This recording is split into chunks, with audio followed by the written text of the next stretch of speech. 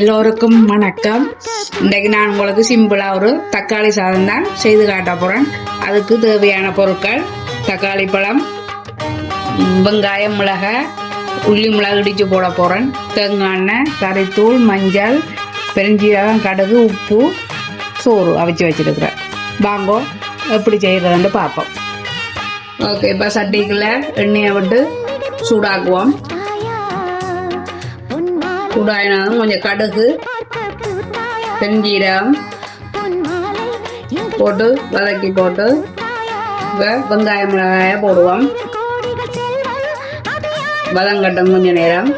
இப்போ வெங்காயம் வதங்கி கொண்டு வந்துடுது. இப்போ இந்த தக்காளியை போடுவோம். இந்த உள்ளி மிளகாயும் போடுவோம். போட்டு இதை வதக்குவோம். இப்போ தக்காளி வதங்கி கொண்டு வந்துடுது. இந்த இடையில ஒரு கொஞ்சம் தூள் போட்டு அதோட சேர்த்து கொஞ்சம் மஞ்சள் தூளும் போட்டு கொஞ்சம் உப்பும் போட்டு கிளறி விடுவோம். இப்போ பாருங்கோ, தக்காளி எல்லாம் வதங்கி கொண்டு வந்துடுது.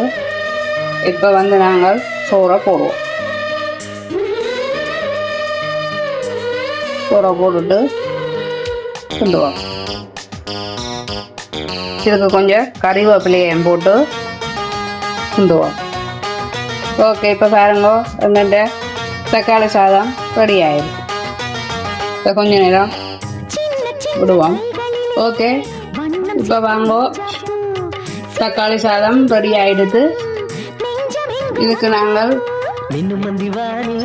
அப்பளமும் வச்சு, மிளகாய் பொரியலும் வச்சு, உருளைக்கிழங்கு பொரியலும் வைப்போம். இப்போ பாருங்க, இந்த தக்காளி சாதம் ரெடி ஆயிடுது. சிம்பிளா செய்யலாம். இது தனியாக இருக்கிறார்களும் செய்யலாம். டக்குன்னு செய்யக்கூடிய சாப்பாடு உண்டு. ஓகே, நீங்களும் செய்து சாப்பிட்டு அப்படி இருக்குன்னு லைக் பண்ணுங்க, கமெண்ட்ஸ் பண்ணுங்க, ஷேர் பண்ணுங்க, மறக்காமல் சப்ஸ்கிரைப் பண்ணுங்க. நன்றி, வணக்கம்.